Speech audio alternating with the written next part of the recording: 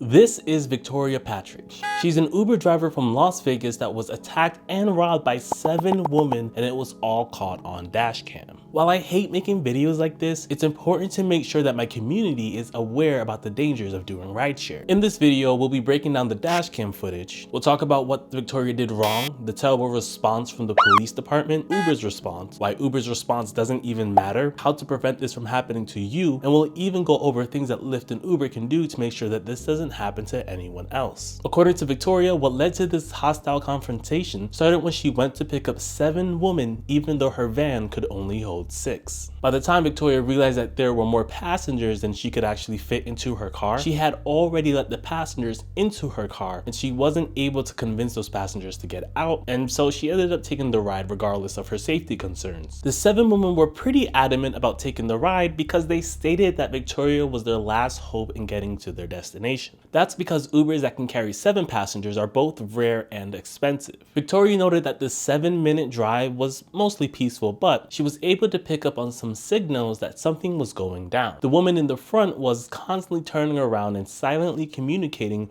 with the other passengers. Once at their destination, the woman in the front threw liquid in the face of Victoria. Now here's where I started to believe that the woman sitting in the front was trying to provoke Victoria in order to keep Victoria distracted. As soon as Victoria takes a full face of liquid, we can see that the passenger in the back steals Victoria's tip jar right as it happened, but their mission was far from finished. In order to continue to distract Victoria, the woman in the front then threw a container at Victoria that Victoria threw back at the woman, which prompted the woman to start hammering away at Victoria with a barrage of punches. While Victoria was receiving her beatdown, you can see that one of the passengers opens up her door, steals her phone, and then continues to beat down Victoria alongside the other passenger. This is straight up disgusting, but it's also real life, so don't look away. After getting her face punched in, Victoria goes home and contacts the police. Before we dive into how the police responded to Victoria, I want to break down 3 things Victoria did wrong in hopes that we can all learn how to avoid a situation like this. Number 1, keep your doors locked when picking up passengers. Rideshare drivers reserve the right to not take passengers that they don't want to take. It's easier to tell a passenger that you don't want to take them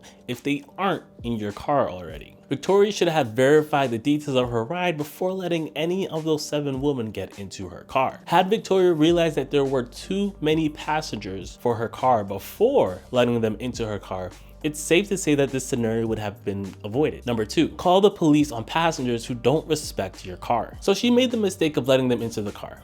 It happens. Victoria stated that she asked the passengers to leave the car 3 times before she caved into giving them the ride. Rather than caving, Victoria should have called the cops. This might not have prevented the woman from getting upset and assaulting her, but I do believe that the threat of the police coming would have offered Victoria more protection. This is especially true when Victoria started to pick up on the signs that something was about to go down. In fact, Uber has features built into the app for drivers who don't feel like they're safe. She could have used the Follow My Ride feature, which allows friends and family to track you, or the Emergency Assistance button, which displays your location and all details so that the emergency services can be quickly provided with that information. Had she used any of these features before getting her phone stolen, I think it would have changed the outcome of that night. Number 3, don't retaliate. I do believe that drivers should have a means for protecting themselves, but if you don't have enough protection, it's actually in your best interest to de-escalate situations rather than adding to them. By her own admission,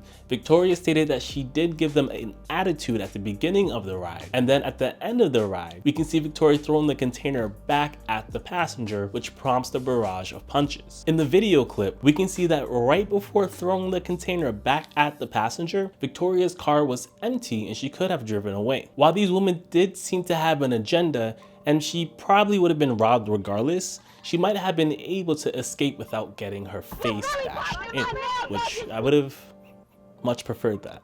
If all of that wasn't bad enough, at the time of me making this video, the police haven't done anything at all for Victoria. The night of the attack, Victoria gave a statement to an officer who told her that a detective would be in contact with her, but that hasn't even happened yet. When the local Las Vegas news station reached out to the police force responded by saying that rather than waiting for them to do something, Victoria can be more productive by reaching out to them instead. To me, it's very weird to expect someone who has just been beaten and traumatized to put more effort into a situation than the entity that's designed to handle situations like this. In fact, they haven't even gotten her video footage yet. It's safe to say that I'm pretty disappointed with the response, but unlike the police, Uber has actually stepped up in a pretty big way by doing something they have never done before. Uber has offered to pay the total cost of repair for her car and donated $5,000 to Victoria. There is a long history of drivers getting assaulted and even murder that Uber has remained silent on in the past. So I'm pretty happy that Uber is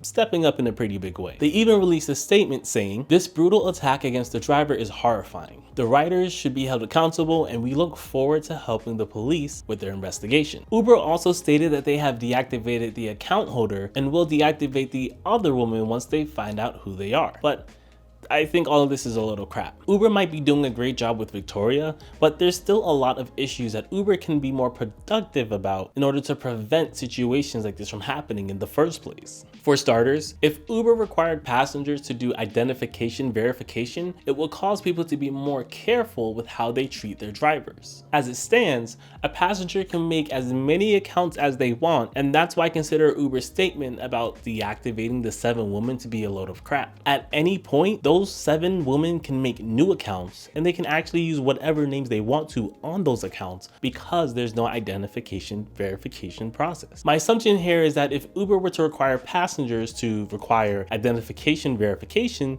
just like they do with drivers, then they would have less passengers, which would result in less money. That's why I wholly believe that Uber cares more about their passengers than they do their drivers. Instead, the platform would be better if they invested equally into their drivers and their passengers. Even if identification verification for passengers doesn't stop passengers from acting out, it will at least make it easier for law enforcement to do their job. That would further limit situations like what happened to Victoria. But you want to know what the really crazy part is of this whole story? This story wouldn't be gaining traction if there wasn't dashcam footage. Victoria would have gotten beaten and robbed, and no one would have brought any attention to it if there was no dashcam footage. Uber wouldn't be paying for her car. Uber wouldn't be giving her $5,000. Metro Police wouldn't feel any pressure of investigating this case. Victoria's GoFundMe wouldn't have raised over $10,000. And most importantly,